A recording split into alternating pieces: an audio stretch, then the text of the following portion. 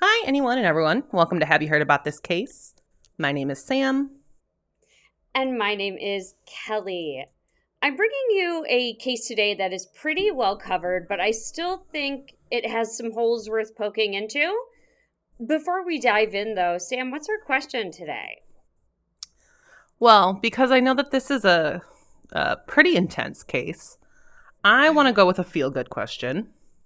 Fair. So, my question is tell me about a time where someone just did a good deed for you and just made you happy. Oh, you know what? It's actually today. I we are recording in the early afternoon, and in our timeline that we're living in, Galentine's Day is the 13th, 2 days away. So my other Sam, who I love, my best friend, She seems wonderful. I've met her a few she times. she's lovely. She cooked a Galentine's Day brunch for me and Oh, her sister. fun. Yeah, we had mimosas and French toast. It was really fun. Oh, that sounds like a lot of fun. I know she cooks a lot for me, and it's really nice of her keeping me fed. So I feel like that's a really good deed. Did you have anything in mind for yourself? What about you? Yeah. About little over a year ago, I traveled to Salem with my sister Yeah. and one of our best friends. And our first night there, we went out to dinner to this little pub in this town called Gloucester, not terribly far Mm-hmm. from Salem. It was absolutely fantastic. Mm-hmm. But the whole time we were just kind of talking about our plans for the week and everything that we wanted to get done while on vacation. And the woman Mm-hmm. at the table next to us overheard our whole conversation and bought all of our dinners and drinks and Oh. did it completely anonymously. The waitress came up afterwards and she says that this woman has a lot of money and she loves doing that for people and that she heard our Oh. conversation and wanted us to have a good time. And it's like, that's just the sweetest thing. That is a goal in my That's life. I would love to do that for other people. Yeah, that's so nice. Like how great because you always hear, people with money like, I bought a private jet. I bought this, that, and the other thing. But like Right? she's like, no, she's using her wealth to help other people. That's beautiful. Yeah, it was so sweet. And it was the type of thing, it was our first day there. It just kind of set the Oh, mood for everything. perfect. Yeah. But unfortunately, the mood for everything coming up here is a little grim. So, to start our episode, I'd like to throw up a large trigger warning here, as we will be discussing murders involving children today. Both of these children are under 10 years old, and it is incredibly upsetting, as we know. So, if this is something you know will trouble you, try one of our other episodes. We've got a bunch of great stuff for you to listen to that does not involve this sort of thing. Yeah, I know I've heard this case. There's a lot I know I don't remember, but I Mm-hmm. do remember it's very sad and It tragic is. and scary. Yes. It's all of those things and a little more. I've heard, just like Sam, of certain details of it, but I haven't done as deep a dive as I did. And honestly, the way this case is documented, I could have done an even deeper dive. Like, there's more that I could have done. But I will say, Wikipedia is citing articles. However, these articles are linked to paywall websites. Yeah, that So makes it hard. yeah, I just wanted to throw that out there that if you're a podcaster or if you're doing a book report or if you're doing anything like that, Wikipedia might throw you a citation that you really want to check out the details of, and then it might ask you to subscribe to a newspaper for a city that you don't live in. And unfortunately, I wanted every single citation. His Wikipedia article was so short. I couldn't believe it. I wanted to look at every single citation, and almost every last one of them I got paywalled out of. Yeah, I've had that a lot. Yeah, I researched elsewhere, but a lot of places that reported on this case, like the Boston Globe, that's behind a paywall, a couple other big publications that reported a lot on this are protected by a paywall, which I understand protects their content, but also does make it difficult for us to research some of these things.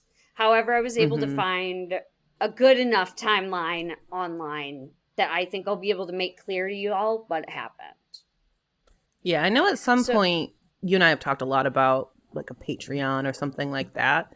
Our goal with that is to be able to pay for things like this so we can get more detailed mhm, information. But it's hard, and absolutely. it's we don't want to be asking for money either. We want people who enjoy No. our content to want to support. And so long term goals that we have. Absolutely. It's on the vision board, Yep. and we'll get there. But to start at the beginning, we're going to discuss the perpetrator. And today we will be discussing a man named Daniel LaPlante. And the reason I hesitated so much about saying man is that Daniel LaPlante became a vicious murderer at a very young age.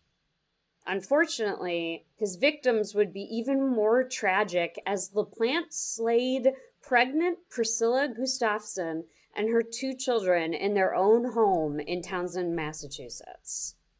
Oof.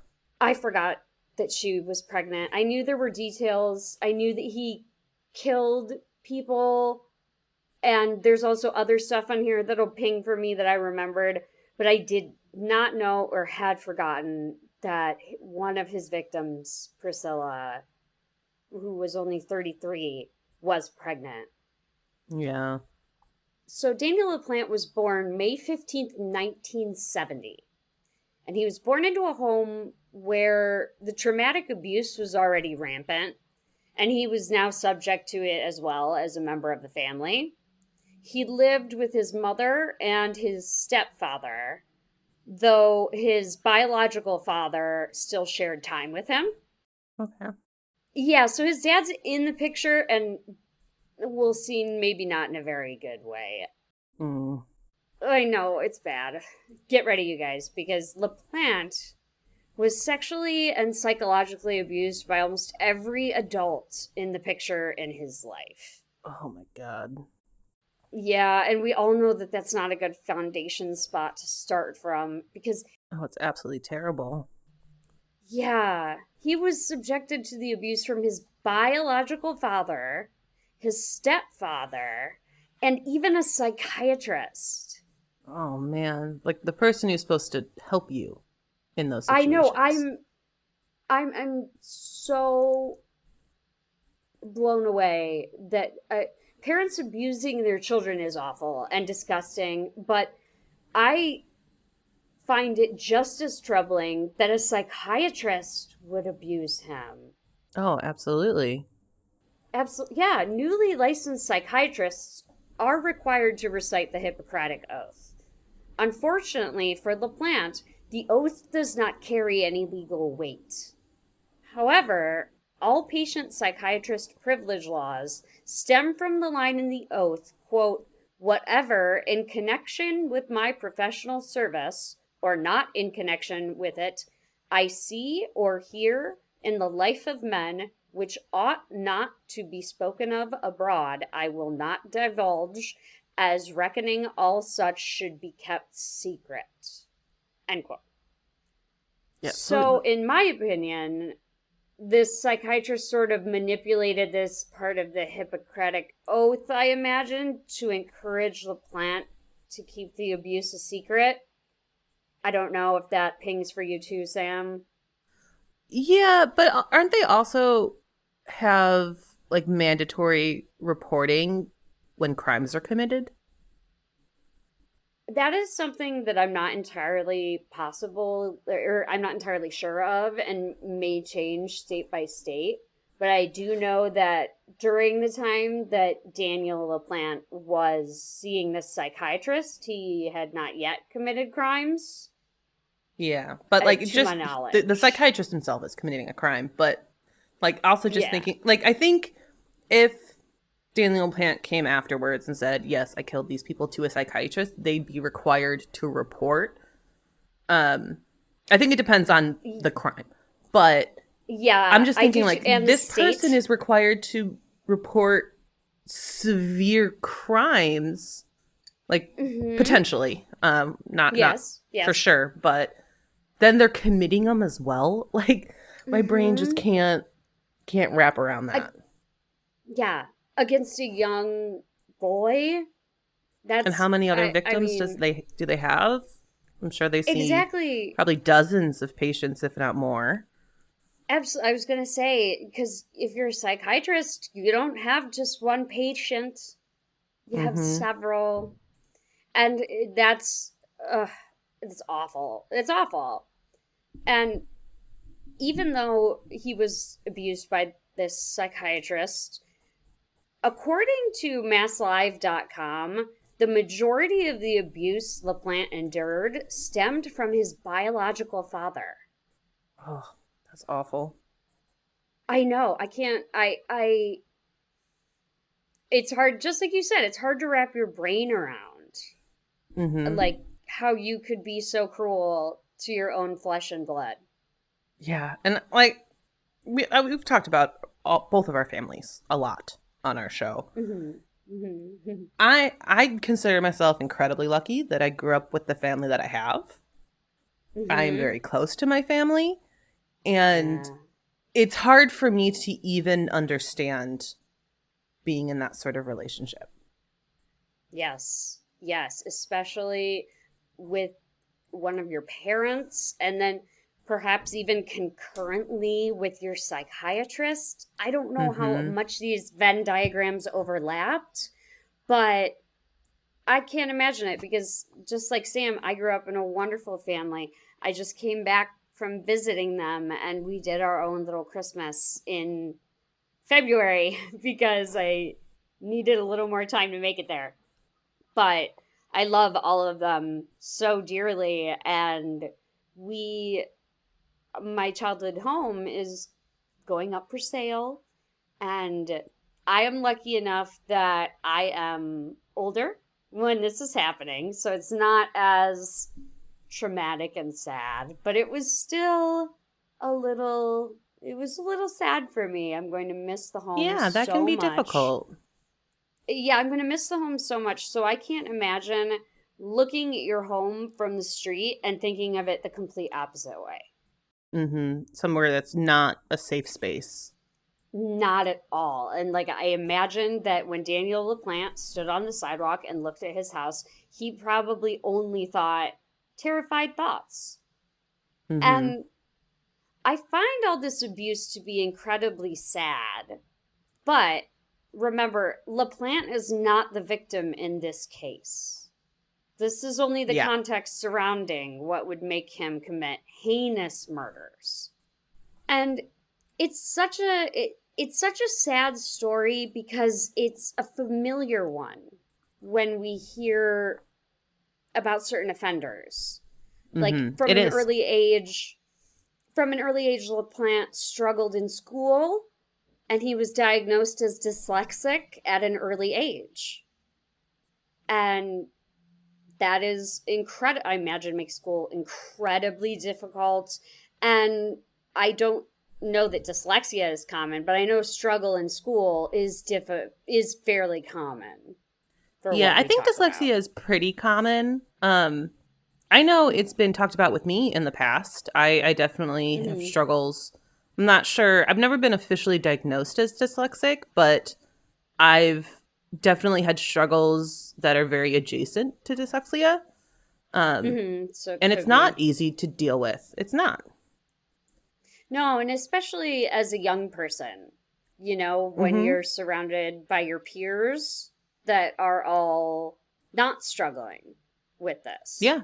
When I was in school, I was pulled out of classes to get additional support. Yeah, I It was going to say it wasn't must be. considered special needs, but I had a different English class than a lot of the other students. There Mhm. are times I couldn't participate in band or choir because I was in a special study hall during those times. Oh. I needed it. Mhm. It was important for Mhm. my education, but it's hard. It is really hard going through that. Yeah, I mean it's from what I understand it is a learning disability. Mm-hmm. I I don't think okay, I wasn't sure if it had achieved that status, citation from like the AMA or anything like. There's a lot of people who have dyslexia can that don't have the learning disability that goes along with it, but they can Yes, often go okay. hand in hand. Okay, then in this case, it goes hand in hand. Because everywhere I checked about Daniel LaPlante, it is referred to as dyslexic, but a learning disability. Yeah, it kind of depends on how severe it is. For me, it's reading. Obviously, none of you are reading the scripts along with us as you and I are doing this. But Kelly, you know, I don't read my script a majority of the time. Yeah, yeah, And that's that's true. because it's really, really hard for me to read out loud. Mhm. And I stumble a lot. I see a word that's like 3 words down and it gets thrown into the middle Yeah. of what I'm saying. Mm-hmm. Um, so that's part of what I struggle with. But sometimes it Mm-hmm. could be that, it could be numbers, it could be a lot of different things where it just kind of gets jumbled.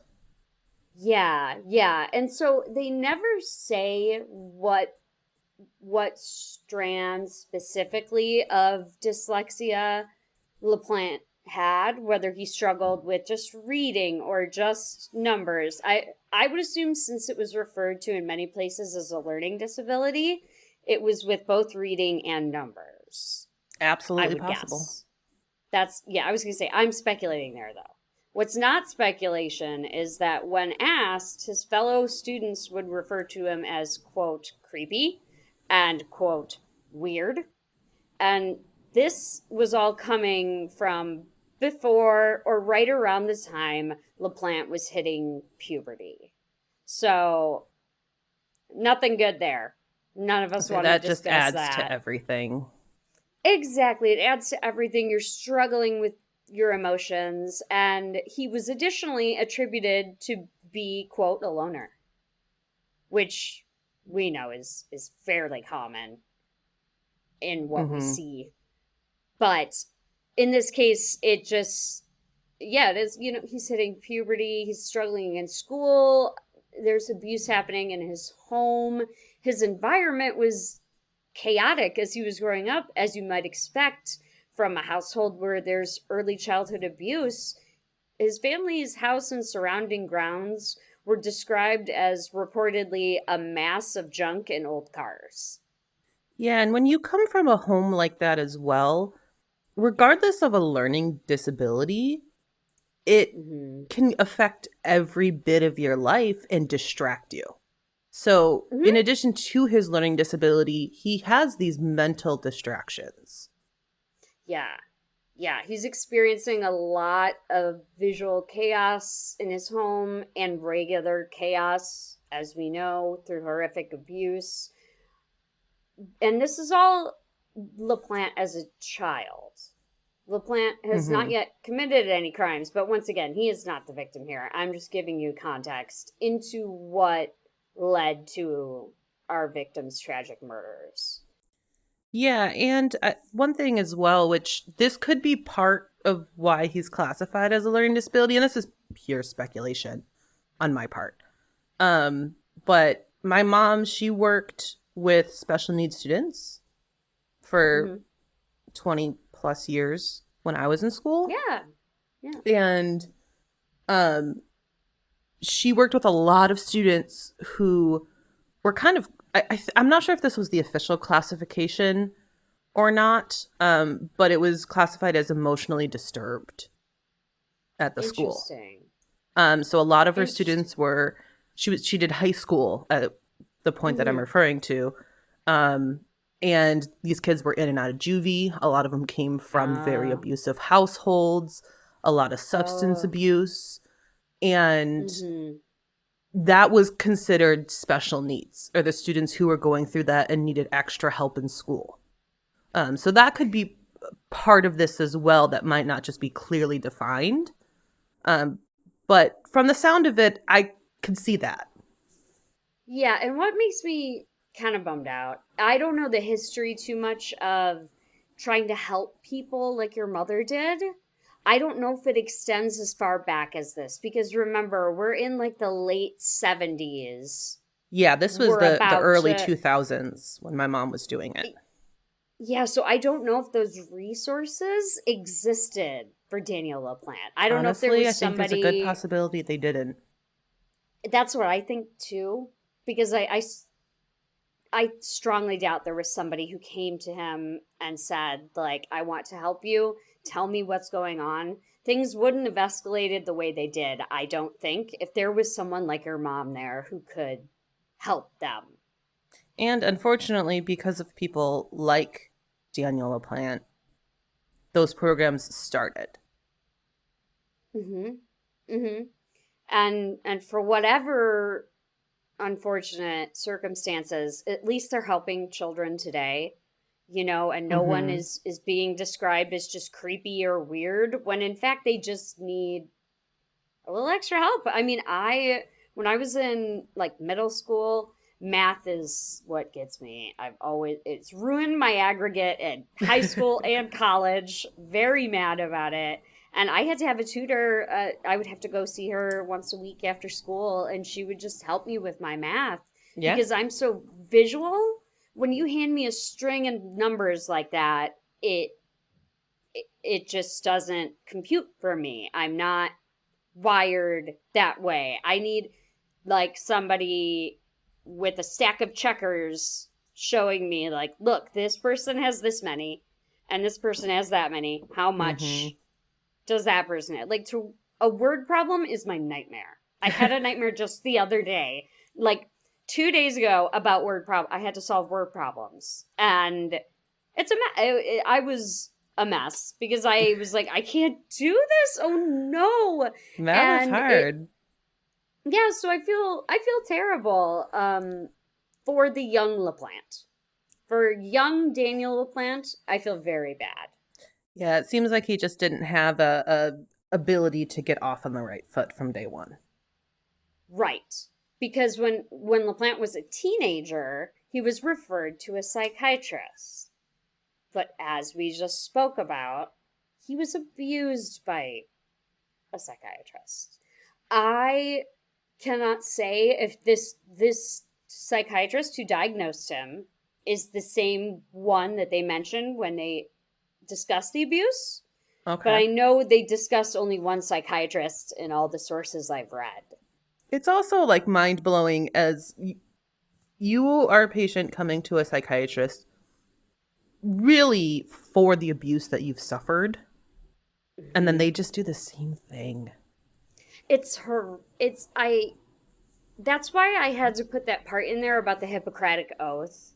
And I know that that might not mean as much to certain people, but to me, the Hippocratic Oath or any sort of oath of office you take should be taken extremely seriously and you should I follow agree. it to the letter. Mm-hmm. Yeah, we know people. Sam, you know people very well who have had to take oaths in their jobs to Yes. not divulge information And and I'm very to close to those people, and they don't even divulge them to me. yeah.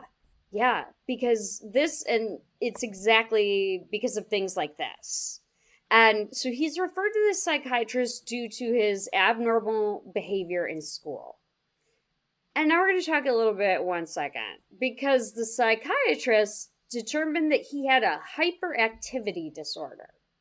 And so something deep inside LaPlante is certainly lurking, and the psychiatrist also noticed his appearance and lack of hygiene as factors on why he was referred. What I'm not sure I agree with is the hyperactivity diagnosis. See, I don't disagree with that, but I'm really surprised in this time frame he was diagnosed with that. Mm-hmm. It was Yeah, a rare because diagnosis at that point. he's born in the 70s. He's born in 1970. He's now a teenager, so This is the 80s. yeah. So that's not common. Not common It's at not all common to at all, receive but that they do often diagnosis. go hand in hand. So that's why I'm not surprised that this diagnosis came at this with everything else that he's gone through. Because as I was saying, his Yes. brain's very clouded with stuff. I'm assuming Mm-hmm. based on everything he's gone through in his home life that he can't focus on one thing.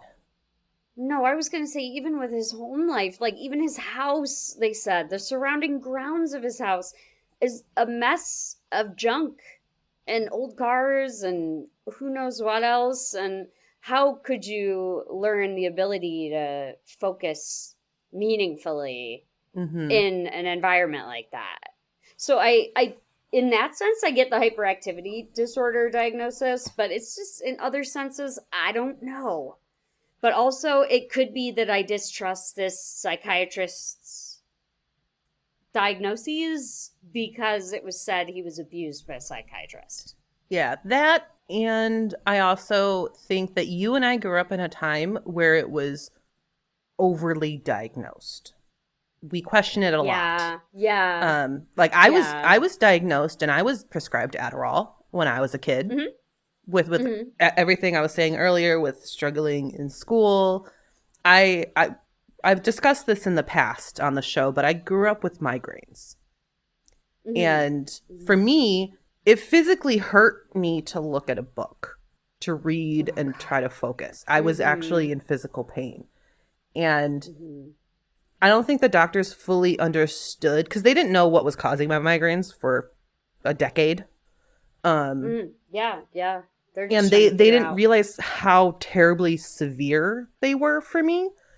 And they thought Mm-hmm. that I just also didn't want to do it. I was getting distracted by other things, so I put it down. So I was Mm-hmm. prescribed Oh, and Adderall that's as a such a kid. terrible that's such a terrible thing that they, like some people immediately chalk it up to like, well, they don't want to do it. Like, no, it's they're in physical pain. Hmm. And part of it for me too is I have a abnormally high pain tolerance, especially when it comes to migraines, dealing with them for so Hmm. long. So I didn't Yeah. portray some of the physical pain I was in because I was kind of Hmm. used to it. So Yeah. they didn't understand. I also had moved, and so I was with a whole new set Hmm. of doctors. Like, Oh. there's a lot of different things. Uh-huh. I don't necessarily blame them. Just saying like, oh, here you go, just throw medication. They were trying. Right.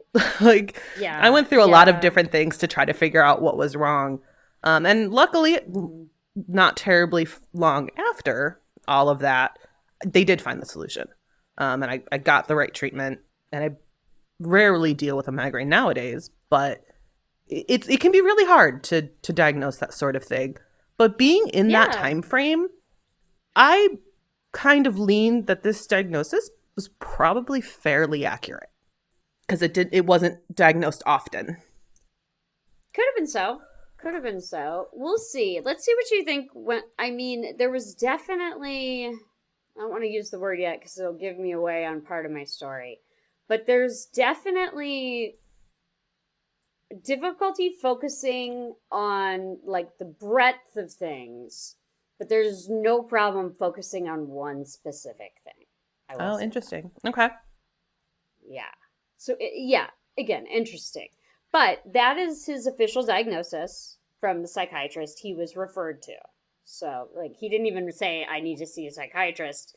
It was bad enough that people in his orbit at the school, likely because clearly his parents were not concerned, so likely there were people in his orbit at the school who referred him to this psychiatrist. Mm-hmm. And as the 70s turned into the 80s, one of LaPlante's neighbors became concerned by Daniel's frequent trips to the woods behind his home, specifically in 1985. So he's on a neighbor's property trespassing already. And the owner of the home said to the Boston Globe, quote, "You'd see him walk out there by himself. That's the only place you would see him, the woods," end quote. So he's really secluding himself as well. Yes. So he's sort of cutting himself off very much on making people understand why he might have been described as a loner.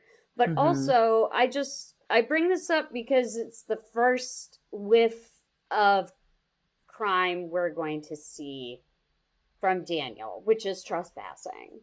He was not in his... The woods are adjacent to Daniel's own family's property. As we'll find out later here in the episode, the woods are sort of all around him. So there's no real reason he should be in this neighbor's property in their woods when there's woods on his. I just bring it up because of that. Yeah, if he has an option to stay in his own land or the land that's very, very close to his property, right behind his property, maybe, why is he going elsewhere? Yeah, why wander to a neighbor's property? And I'll tell you why. Because, I mean, after all the abuse he had suffered and the psychological trauma that he carried, Daniel LaPlante became a notorious serial burglar in his neighborhood by 15 years old. Oh, wow. 15. That's some Artful Dodger shit. Like, he's numerous homes. According to allthat'sinteresting.com, he orchestrated a, quote, carefully initiated reign of terror throughout Townsend and its surrounding neighborhoods, end quote. See, this is very interesting and I feel like I'm saying a lot of like personal stories here, but we kind of had the same issue in my hometown growing up. We Burglary? had burglary and arson.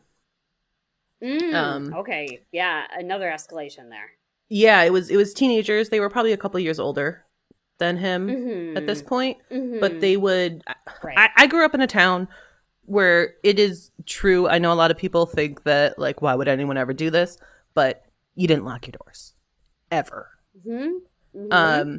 And you have your routines. You come in, you set your purse down or your wallet and your keys by the door, and you just go on with your day. Well, these kids, like, they understood this. They understood that this is how the locals lived. So they would break into the homes in the middle of the night and just rifle through a purse or take a wallet. And there's a lot of vacation homes that they would go into and try to get alcohol. And if they didn't find anything in these vacation homes, they would just burn them. And one of those homes was actually my grandmother's vacation home. They burnt her house down. So it's not an unusual pattern. No. But in this case, it's not like a group together. It is only Daniel LaPlante. Yeah, it was a group of a few guys who would do this in my town. So it was like a friends thing. Right. It makes more sense to me if it's like a group, because then maybe one may have instigated a few others. And it wouldn't surprise me if they were a couple years older than this. But he's 15. Yeah, they were maybe like 17, I want to say. Yeah. So he's 15 and he's alone. And he broke into Townsend homes during the evenings, stealing the occupants' valuables. And then, now this is where we see a little more red flag here. We see a lot of red flag here because he then graduates to mind games. And he'll break in and he would burglarize the place, but he would also begin to move things in the houses that he burglarized. Or he also left objects behind in the houses to, quote, scare his neighbors. See, that's terrifying.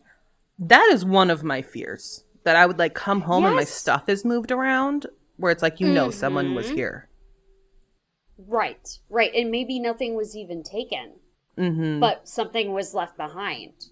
Yeah, I have cameras in my home because I'm just like, I need to know when there's movement in my home. Usually it's the cat. Like, All the time it's the Yeah, cat. our But co-host Rigby. yes, I'm not sure if you just heard him yelling, but he was all over the mic a minute ago. Said they're talking about me. But Right? yeah, it's not just breaking and entering anymore. It's this sort of orchestrated plan. It's malicious. Yes, It's to mess with people. yeah, it's solely intended to scare them.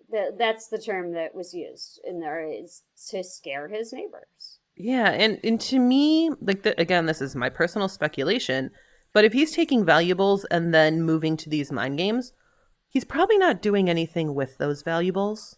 It is probably Yeah, just to mess with people. that's what I think too. That's what I think too. I think he just. I don't think. I mean, I'm sure people all all the time commit robberies for financial gain. But I don't Hmm. think Daniel LaPlante's motivation is solely for financial gain. Yeah, that could have been like a perk of it. Yeah, I think it's a perk of it, and a big part of it is controlling the minds of the people because the terror went past simply moving objects in 1986 when Daniel became obsessed with a 15-year-old girl in his neighborhood, Tina Bowen. Tina and Daniel attended the same school, and Daniel had even taken Tina on a date over their Easter break from school. Okay, so they at least had enough of a relationship where she agreed to that. Correct. She did go on a date with him, and 86, that would make him 16. So Yeah, so they're they're around the generally the same same age. age. Yeah. Yeah, yeah. However, after Easter break, Tina returned to school like any normal child would, but after her date with LaPlante came to everyone's attention, it was brought to her that the rumor mill had said Daniel was set to serve rape charges. Oh.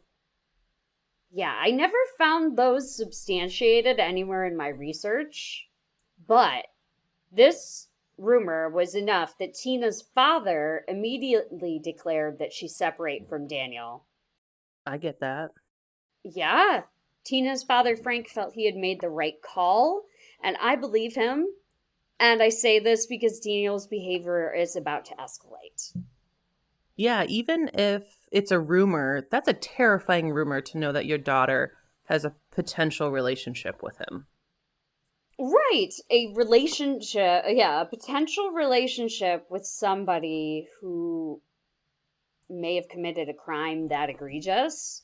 You want to separate your children from that. I totally understand that. Mm-hmm. And Frank isn't wrong. He's not, because it was the fall of 1986 now, and the Bowens could not imagine what Daniel had in mind for them.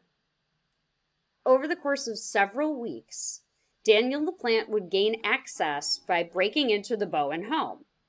It was at 93 Lawrence Street in Pepperell, which is near Townsend. By Google Maps estimation, it was a 10-minute drive by car, but a 2 hour and 6 minute walk. Hmm. So he very likely drove over several times. Yeah, if he's 16, he potentially has access to a vehicle.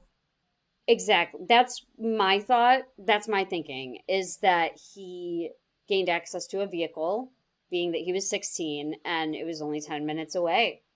And so he orchestrates his plan all around a small crawl space that was no wider than 6 inches. Oh, wow.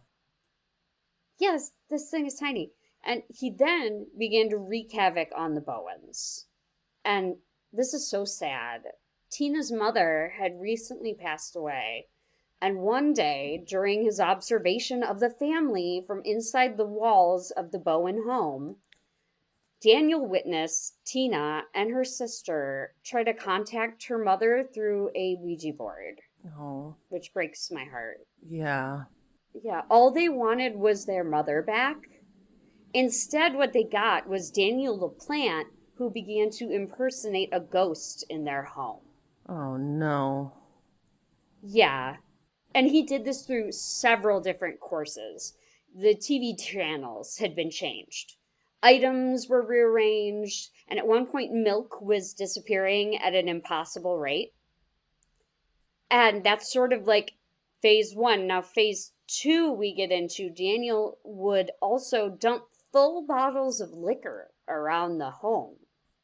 Dump them around. Do you mean like Yeah, pour them like he wouldn't out? drink them. Yeah, yeah. Just like So, in a sink or like on the floor? no, just around. Yeah. So Wow. I'm imagining more likely not in a sink. But in another escalation of his behavior, even more than dumping liquor anywhere, Daniel began leaving terrifying scrawled messages for the Bowens. One Oof. said, quote, "Marry me," and another, quote, "I'm in your room, come and find me." That's Unquote. horrifying. That is so I can't imagine that. You're a 15-year-old girl and you're seeing this on the walls of your house, and all the messages were written in condiments from the house, such as ketchup or mayonnaise. Ugh. So he's freely moving throughout this house. Yeah. Obviously he knows when they're there, he knows when they're not. He can And is literally he hear still probably every going word. to school and everything? That's a really good question, because I have to believe that he wasn't. I have to believe that he was truant, Yeah, I'm just wondering, like, because when did this happen? Because I'm assuming it happens when no one's in the house. exactly. Yeah. And I have to assume that he was there observing them for Mm-hmm. most of the day. And it would track, given that there are no adults around him that protected him from abuse. It doesn't really seem like a big leap to think that they might not care if he was showing up to school or not. Exactly. That's kind of what I'm thinking. Or if he doesn't come home at night, you know. Yeah. Yeah. It might not get caught or red flagged like a regular parent, you know? Mm-hmm. And lastly, and most disturbingly, in my opinion, a family photo of the Bowens was found pinned into a wall with a knife. God. And like, what could they be thinking? Like, they don't Oh think that my this is a God. teenager. Yeah, a young teenage girl who has just lost her mother is seeing a family photo of them pinned to a wall with a knife. Yeah, that's That's, terrifying. oh God, it's so egregious. And so Frank Bowen, he thought initially that his teenage daughters were just messing around with each other. Like, he showed no signs of fear. He thought it was just all a game, and they, were trading pranks back and forth to scare each other. I can kind of understand that because I can you too. kind If of you have want two, to deny the sinister, like the sinister actions. absolutely, you don't want to believe that there's somebody living in your house when you're not there. That's Yeah, certainly not the first thing you'd want to believe. I'd certainly be like, no, my teenage daughters are messing around again, way before I was like, there's someone living in my walls. exactly. Yeah. So Frank is showing no signs of fear until one day when Daniel LaPlante decided his charade is up. And that was December 8th, 1986.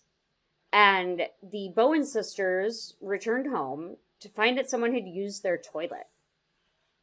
And it was obviously neither one of them, Right. because they had been out.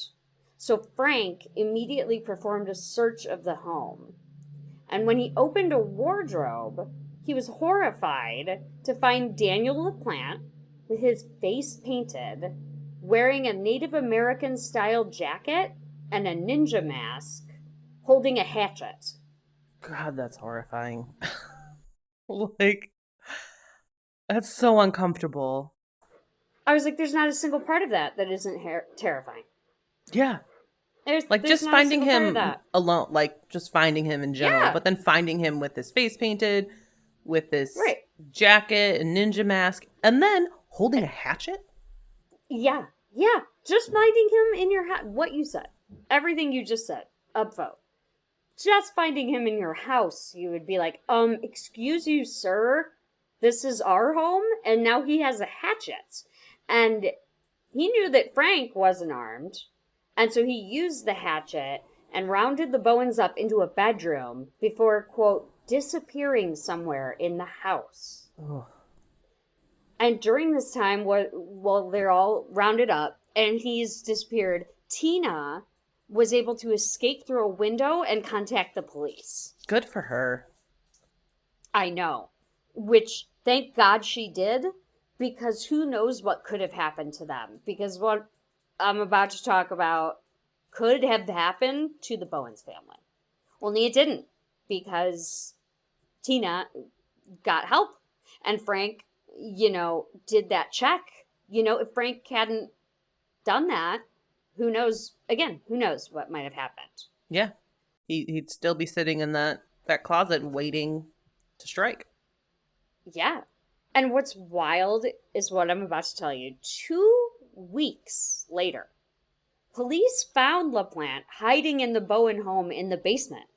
So he's still there. Yes. The officers said it was clear he had been living in this space for some time. The spot was triangular in nature, bordered on 2 sides by the concrete foundation and the inner wall. And the police believed that he had been there for weeks. That is their belief. He did not admit to how long he was there. Right.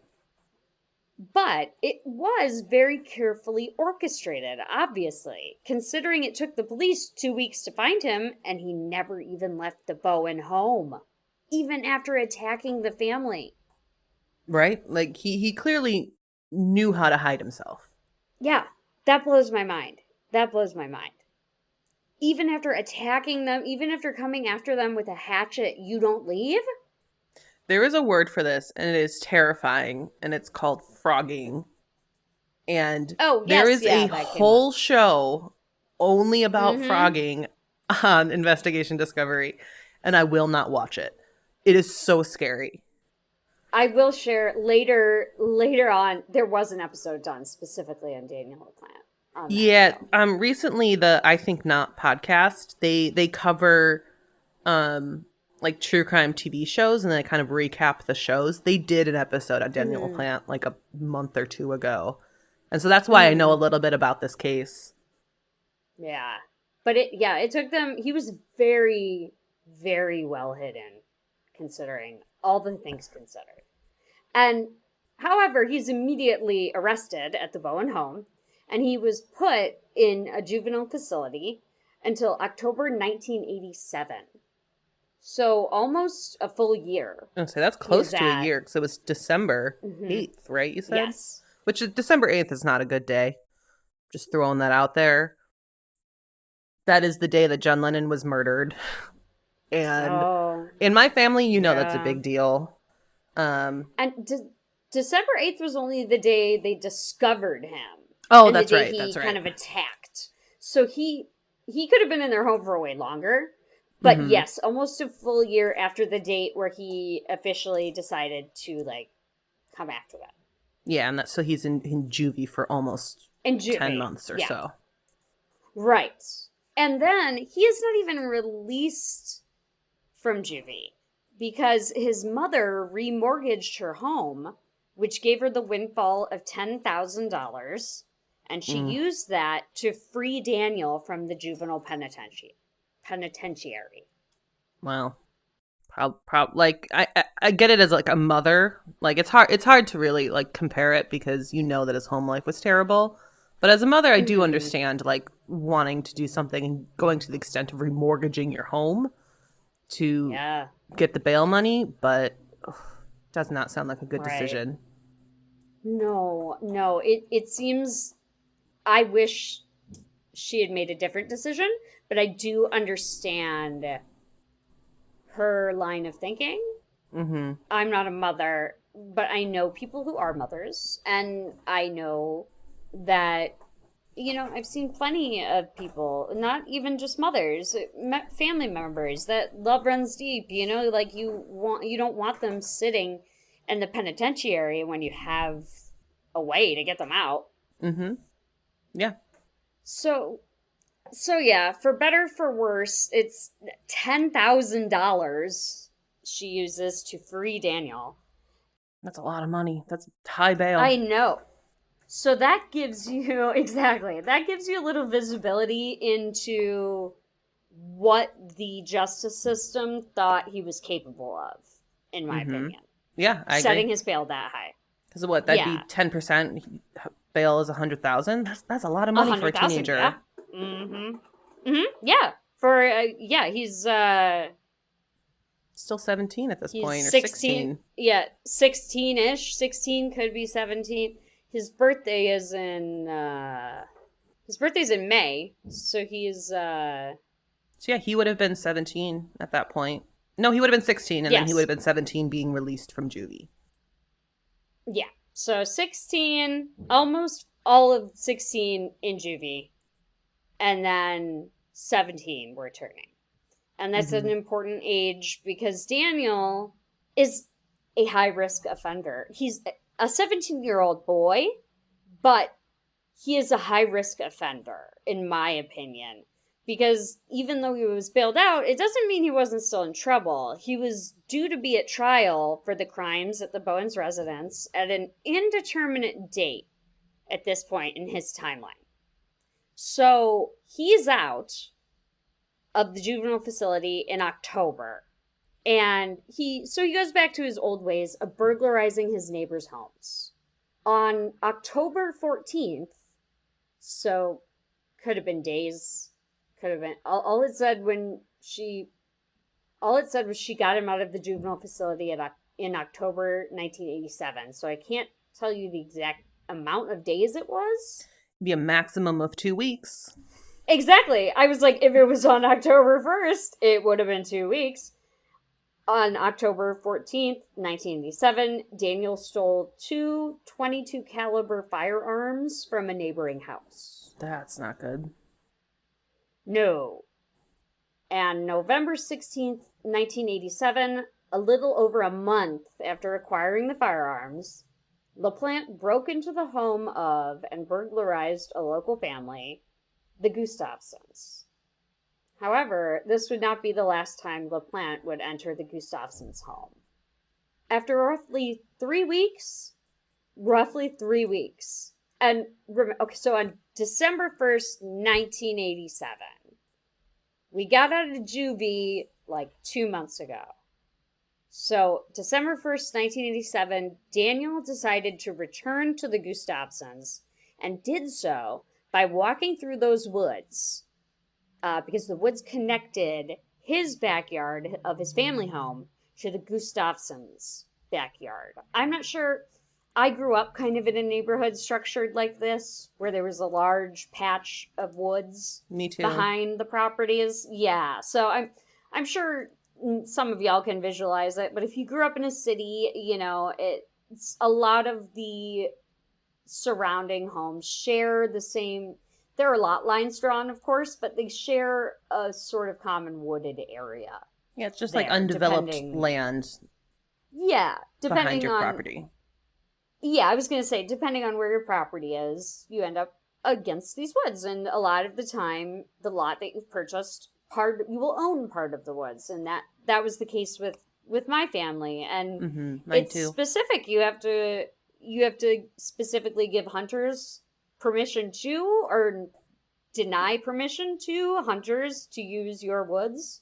Yep, we talked a lot about that in the Chai Sua Vang episode with the tree stand murders.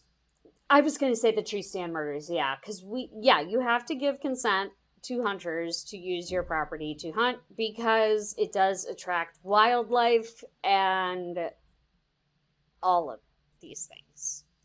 So he decides to return to their home through this wooded area, and he carried one of the stolen .22 caliber firearms. LaPlante has since expressed that he did not expect the Gustafsons to be home. However, 33-year-old Priscilla Gustafson, a nursery school teacher who was pregnant herself, was in fact there with her 2 children, 7-year-old Abigail and 5-year-old William. Oh, they're so young. They're so young. They're just little kids. Even And Priscilla's speaking young. of Like just 33 is young. 33, she's only 33 years old. That pinged for me. I was like, that's so young. And speaking of young, when LaPlante entered the home armed with a 22 caliber firearm, he was just 17 years old. God, that it's hard to wrap your brain around. I can't imagine it, and I'm gonna tell you y'all, it gets worse before it gets better. According to retired Pepperell Lieutenant Thomas Lane, LaPlante considered jumping out the window and escaping. However, instead, what he did was he confronted Priscilla with the gun and led her and her son to the bedroom. And then he put William, her son, in the closet and tied Priscilla to the bed using makeshift ligatures and gagging her with one of his socks. Oh, God. It's terrible. And then LaPlante raped Priscilla twice in her own home while her child was trapped in the closet. After this, he shot her twice in the head at point blank range. This honestly sounds like an absolutely horrific horror film. Like, it sounds so incredibly, like, calculated with all of the trauma he went through to escalating to this point. It sounds like something that's actually hard to believe it really happened. I know, because he's a 17-year-old boy. We can still call him a boy. He has not yet come of age. He is 17, and he has just killed a 33-year-old pregnant woman. Like, that's... I mean, and then I used the word here, I may have used it before, but he then continued his unhinged spree killing by removing William from the closet and drowning him. Seemingly for no reason at all, which I find bone-chilling. Yeah, and a drowning death is not a quick death. It is horrific and... It's terrible. Yeah. I don't even know how to put words to it. Yeah. Because once again, William is 5 years old. And that's old enough to kind of understand what's happening, but to also not understand. And then even worse, it gets worse. LaPlante encountered Abigail after she came home from the bus stop from school. And he lured her into the home, and he then drowned her as well. Oh. So he's waiting around. He's not like, oh, these two people that were in the home that I didn't expect to be home, took care of them, and then ditched. Right. He waited for her. No, yes. He definitely had to be there for a period of time. I mean, enough time to kill Priscilla, and then enough time to drown William, and enough time, or the stars aligned in a very unlucky way, and as he was about to leave, he ran into Abigail, or he waited for Abigail. And I'm just going to say, it seemed like LaPlante was determined to kill all the Gustafsons. At least it looks that way to me, because he was their neighbor, and he likely knew how many people were in the house. I was going to say, but he still badly miscalculated if he meant to rob them. I also don't think he intended to just rob them, given that he brought a firearm. Agreed. It also tells me kind of what we were talking about earlier, that he's not going to school. If she's coming home on the school bus, this is happening during the day. And so he's truant. He probably knows the school schedule, especially being a neighbor. He probably knows when the school bus is probably going to drop off. Oh, yeah. And absolutely. He's aware that she's going to be home soon. So whether it's a short period of time where he doesn't think he can escape, he still made that conscious decision to bring her in the home and to kill her. Right. A third person. Yes, exactly. like a third person, not just a third person, a 7-year-old little girl. Mm-hmm. Like, and this is wild because LaPlante then leaves the scene of his crimes with seemingly no remorse as he went to his niece's birthday party that very evening. Oh my God. Nothing I know. happened.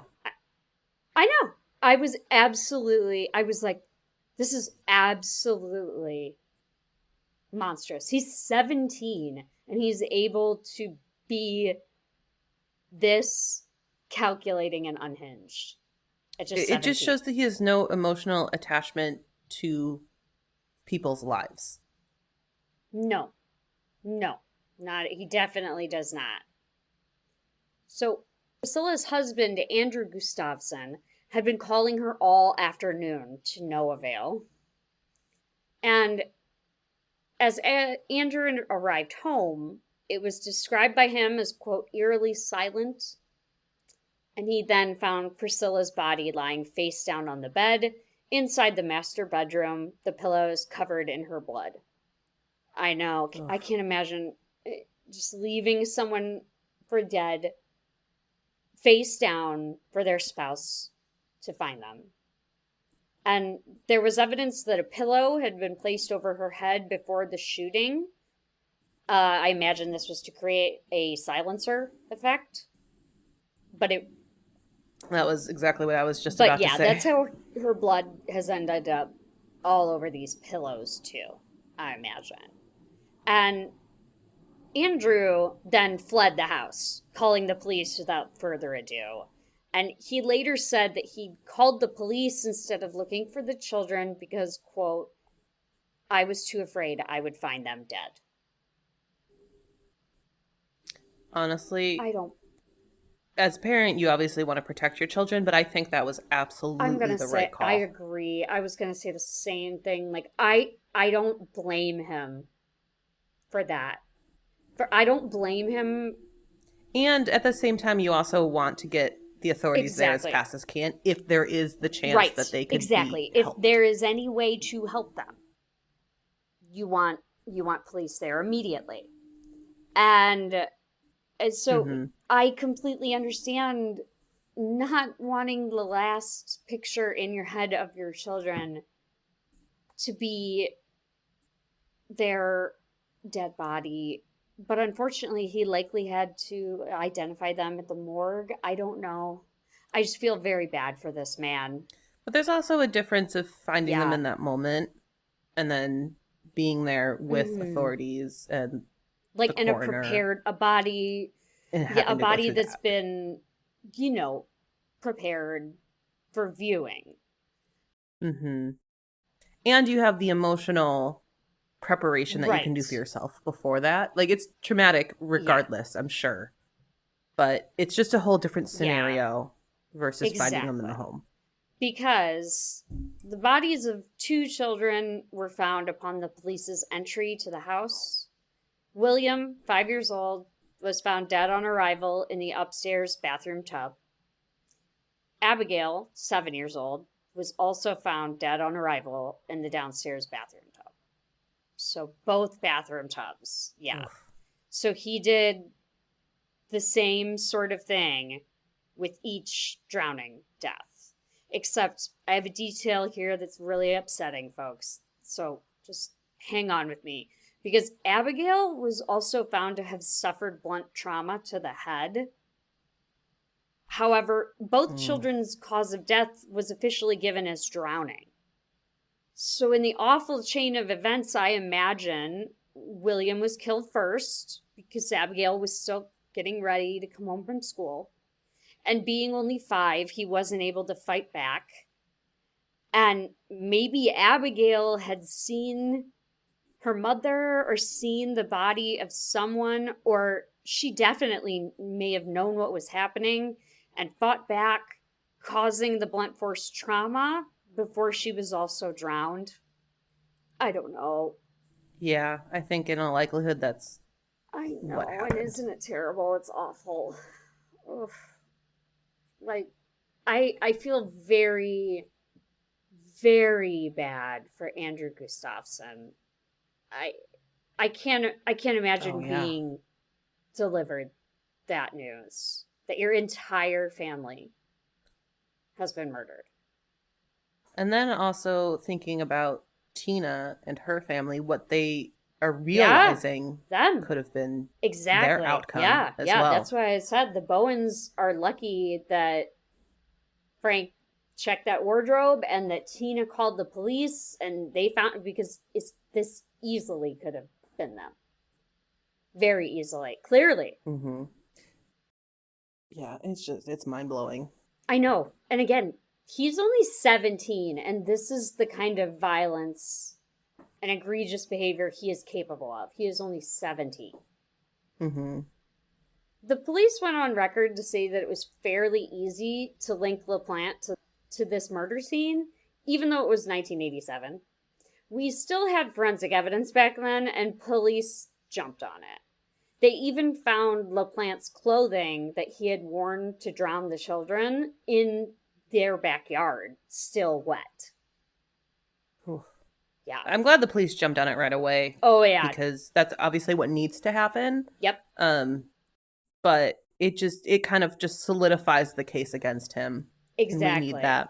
Exactly. And then, as being in 1987, I think they did the exact right thing next, which was they found the wet clothing and then they immediately called for scent dogs because they have the Good. shirt. And so, with the scent of the shirt, the dogs tracked through the woods to within 3 to 4 feet of the LaPlante home. Wow. Yeah. There's so So, many times we do these cases and we talk about scent dogs, and a mhm. lot of the time we unfortunately say nothing was found. So it is really nice to hear that it was successful in this case. Mm-hmm. Bearing all that in mind, the evening after the Gustafsons' murders, so that would be the 2nd of December, LaPlante is interrogated. Lacking enough evidence to arrest him there, police planned to return the following day, but LaPlante fled and a massive manhunt ensues. Oh no. I know. So he can't take what he did. He's still young. He's running. And after another burglary spree in Pepperell, LaPlante was found hiding in a dumpster and arrested on the evening of December 3rd, 1987. I'm So, glad it was so quick yes, after. I was going to Like he say. did flee, So, but it was another day and that's it. yeah, I was going to say. So there was a manhunt, but it didn't take that long of a hunt. They found him pretty quick. And also, Good. he's still, I mean, I know he's 17, whatever. He's still committing crimes. So you're leaving the police breadcrumbs to you. Like, Mm-hmm. Yeah. I have no idea why he would do that if he intended to escape. Or what he was, I don't know. I'm not going to ever make out what he was thinking. Yeah, I think it's hard in some of these cases. You and I talk a ton about mental illness Mhm. influencing crimes Yeah. and mental illness not being treated right Mhm. that leads to somebody committing crimes. Mhm. And in this case, it's hard to determine if we really think that he had a mental illness that led to this versus an idea of nature versus nurture type of conversation. I Yeah. honestly don't know. Yeah, it's an interesting question. That's why I thought, this case has been looked at a lot. But what happened here? What happened? Like, what happened that this whole young family was destroyed by this young perpetrator? And so we're going to Mm-hmm. talk now about his trial, and we'll hear even more things that make that the main question in my mind, which is, when will he be diagnosed again? When will he be examined again? We'll hear all of that. Because in October 1988, so a little less than a year after he was arrested, but it's October 1988. That would make LaPlante 18. If I'm... And this is 2 years after his first arrest. Yes. So he stood trial. So I am sorry that I do not have more information on him standing trial for the crimes at the Bowens. I do not have that information. Perhaps this superseded it because it is murder. Mm-hmm. Definitely possible. It's possible, yeah. And so he's 18 and he stood trial for the murder of Priscilla, Abigail, and William Gustafson. And the jury found him guilty of murder. And not only did they find him guilty of murder, he was sentenced to 3 life sentences, 1 for each life taken of the Gustafsons. In my opinion, this is the very sentence he deserves. However, grossly inappropriately, Daniel would disagree and drag the legal system into appeals. That doesn't surprise me. Do you know if these sentences were congruent or consecutive? The word you're looking for is concurrent. And they are not, ladies and gentlemen. That is the words that we're always looking for in these murder cases. They were consecutive. 3 Good. Consecutive. So I was going to be very disappointed. Oh, yeah. If they weren't. No, he was sentenced to 3 consecutive life sentences of murder. Good. Yeah. I would have been very upset if he wasn't. I'll just explain it. I was planning on explaining it later. I'll explain it now a little bit. Because if he's serving the murder charges concurrently, that means he's serving a life sentence for Priscilla, Abigail, and William, and he's serving that sentence all at once. So he can get parole and then be back on the streets after a certain amount of time. We'll talk a little more about it. But because he was given consecutive life sentences, he can't just wriggle out of this. Yeah, he has to serve 1, and then once he's finished with 1, serve the next. Correct. And then to the 3rd. Correct. 1 for each Gustafson. It's like if those are all 20-year sentences, that's 60 years in prison. Mm-hmm. And all 1 each for 1 life taken, 1 life sentence given. I feel that is the sentence he deserved. But we're going to see here how he's going to try and wriggle out of it. And to do that, we're going to have to jump forward all the way to March 22nd, 2017. After serving 29 years in prison, a resentencing hearing was held for LaPlante, where he wanted to be released early. And I think it's disgusting because when you think about it, that means he believes he deserved less than 10 years apiece for the horrific crimes he perpetrated. Do you know how long each sentence was? Because 10 years, that's for what he did, that's nothing. Well, the sentence... But was each sentence like 30 years or something? So I was going to talk about it later, but we can talk about it now. It was life.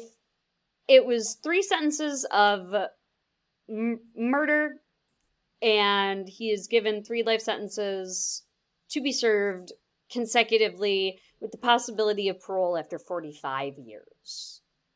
So he's not even in the ballpark of even when parole would be discussed. Yeah. And I'm just trying to do the mental math. That's what, 15 years per person if he can get parole within the 45 years. Yeah. It's still not a lot for the crimes he committed. But I have a strong feeling that no parole board is going to let this guy out. She was a 33-year-old pregnant woman and 2 children under 10. He ain't getting paroled. And he pled not guilty, right? I have to assume so. I'm assuming if he's doing appeals. Yeah, since he's appealing. Yeah, since he's appealing. I know a lot of states require... And I don't know about Massachusetts, but someone let us know if this is not the case. But a lot of states require to get an appeal or to get parole probably more specifically parole, you have to admit guilt. Right, and we're going to hear a little bit about that. So, first, this is his first, this is appeal number 1. So let's all hold that in our minds. This is 2017. He's served 29 years in prison. This is appeal number 1. And this appeal was heard in Middlesex Superior Court in Woburn, Massachusetts. And it's uncited in Wikipedia, but it was said that LaPlante was fighting his sentencing at his first appeal. He's fighting his sentencing at his first appeal in 2017 for the crime because he's saying there was precedent that sentencing juveniles for crimes, particularly of murder, that these offenders should be given a, quote, meaningful opportunity to re-engage in society, end quote. I think that there are limitations to that, and murdering 3 people is absolutely one of those limitations. Yeah, I would agree. And also, I mean, facts are facts. LaPlante is no longer a juvenile, but his whole defense's case is hinging on the fact that he was, in fact, a minor when he killed Priscilla, Abigail, and William, but he was 17. He wasn't 11. But also, he had a previous instance of breaking and entering with a weapon. Yeah, he was literally already awaiting to be charged and to go to court over what he did at the Bowens. So, like, that's the definition of escalation. Absolutely. It is. And since LaPlante's sentencing, there had also been new laws that had taken effect. That's another thing that they're pulling out. And one law in particular allowed, quote, juveniles convicted of murder with extreme cruelty and atrocity to ask for parole after they've been behind bars for a minimum of 30 years, end quote. So you said he was at 29 years exactly. at this point? Yes. So he's just trying what he can. He's throwing everything at the wall because you haven't even made it 30 years. You're still at 29, my guy. Like, even with this new law that you're trying to pervert so you can get out of jail walking free, having killed a 33-year-old pregnant woman and her 2 children under 10. Piece of shit. Yeah. God. Sorry, I'm getting... I agree. I agree. Real hot. And the good news is the judge reviewed LaPlante's requests and summarily reaffirmed LaPlante's life sentence of 3 consecutive terms of life imprisonment with the possibility of parole after 45 years, not just the 30 he was asking for, despite his age when his crimes were committed. I just also think that there's something to be said about charging a juvenile as an adult for certain crimes. And I think this is kind of the description of a very fitting case for that. Yeah. Especially because he was so close to the age of 18. He was. Like, it's not like the moment you turn 18, your brain is rewired and you're an adult. Yeah. Like, that's not how it works. And so, for certain cases, it is absolutely appropriate to charge them as adults. And I think this is the definition of one of them. I agree wholeheartedly. That's why I said that he would drag the court into appeals, because I think he was given absolutely the sentence he deserved. You were already handed absolutely what you deserved. But I also love to hear, like we just said, I love to hear the term consecutive in these cases. Because, as we said, he has to serve 1 life sentence for Priscilla, Abigail, and William.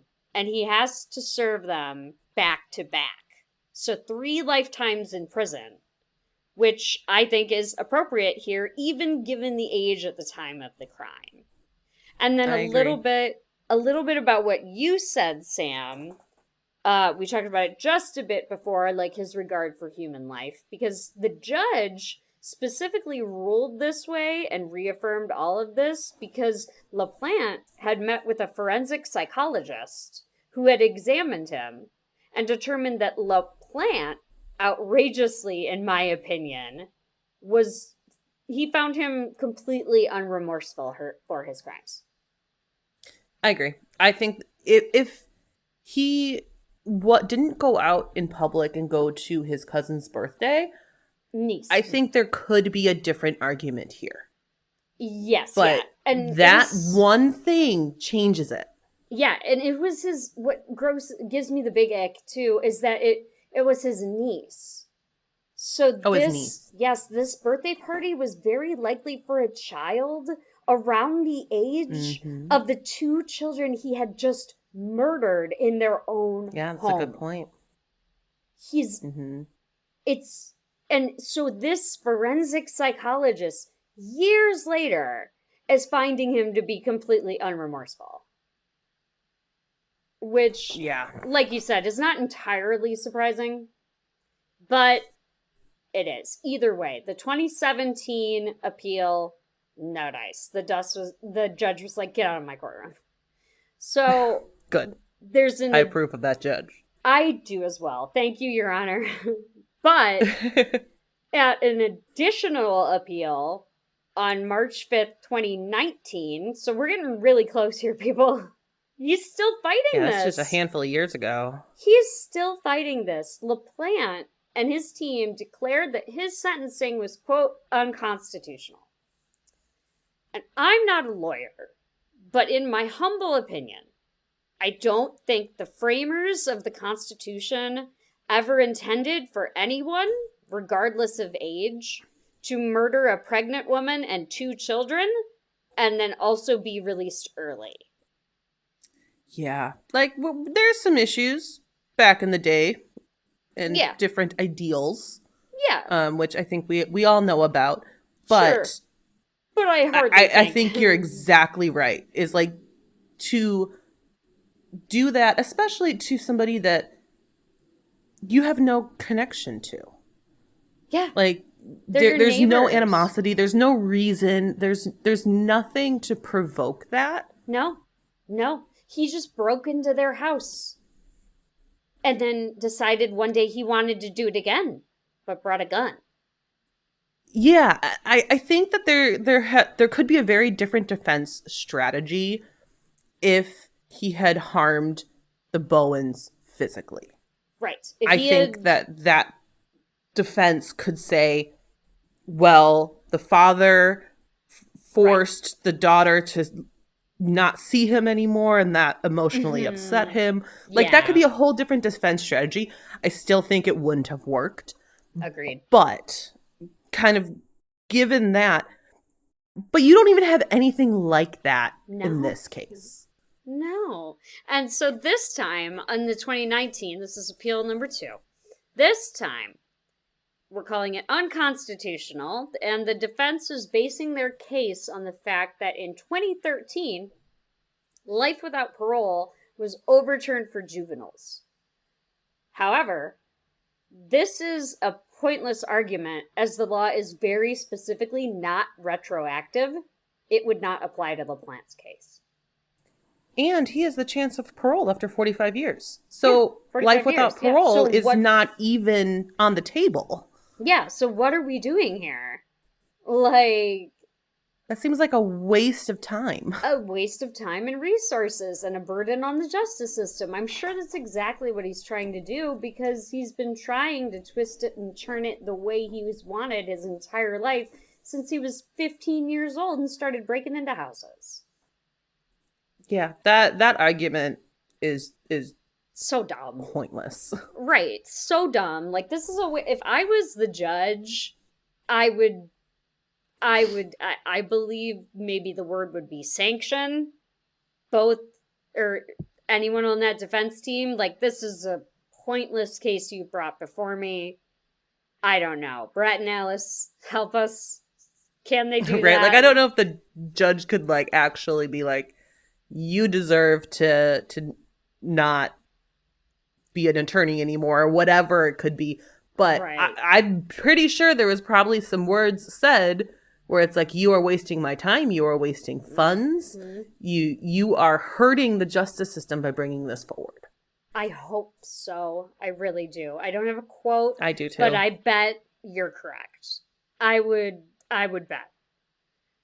So, between 1990 and 2000, LaPlante was held in custody under the Federal Bureau of Prisons, which included the Supermax prison in Florence, Colorado.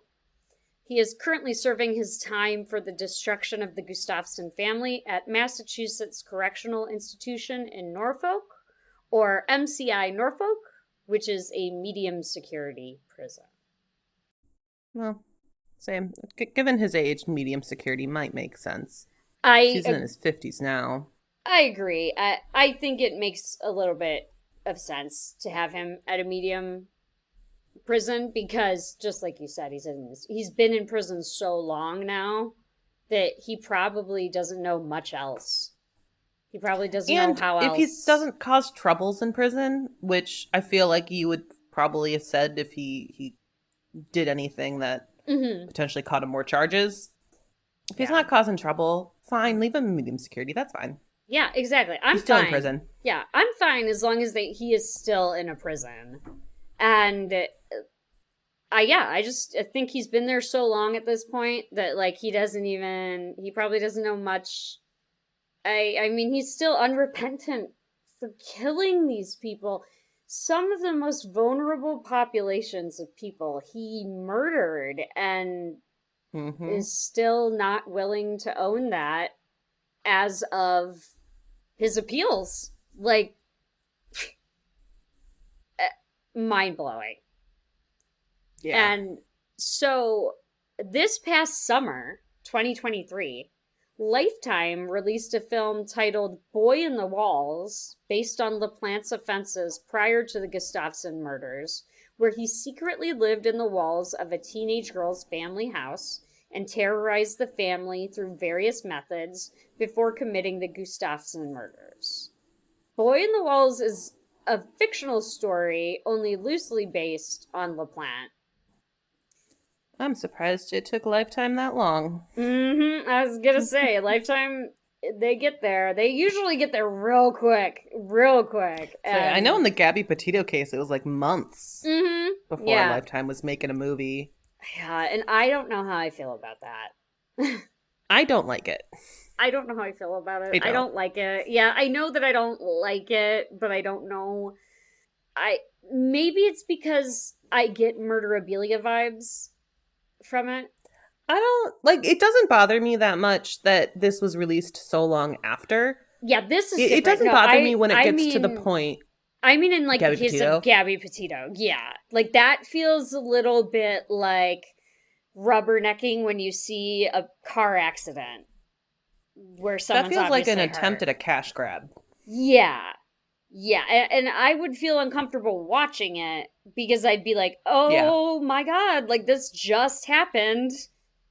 Ugh. But yeah, so they, for whatever reason, took Lifetime a little time, but they got there.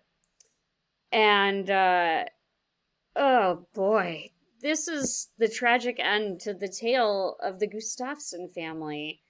I hope that Andrew Gustafson feels justice has been done for the murder of his entire family. Can't imagine what that would feel like.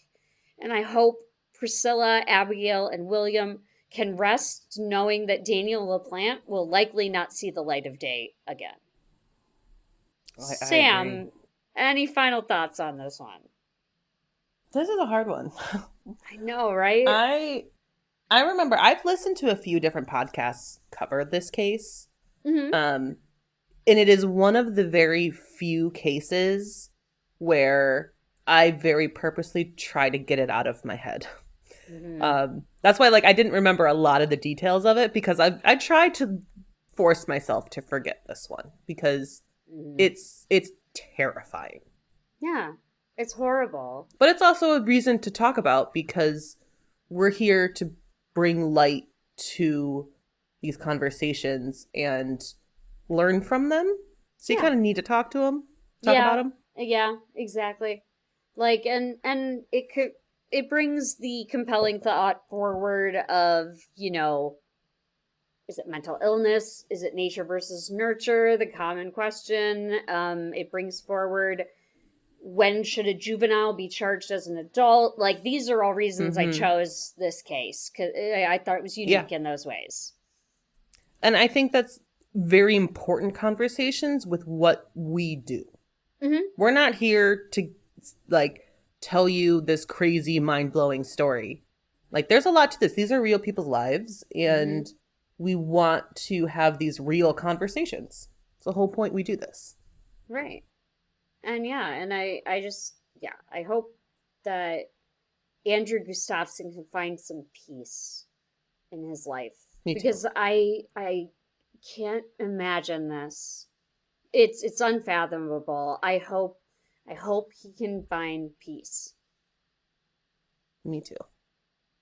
But thank you all for listening to Have You Heard About This Case? If you liked this episode, please leave us a review on Apple Podcasts, or you can follow our show on Spotify. You can find us on Instagram at Have You Heard About This Case Pod, on TikTok at HYHATC, or you can email us at haveyouheardaboutThisCase@gmail.com. Thank you, and we'll talk to you later. Bye.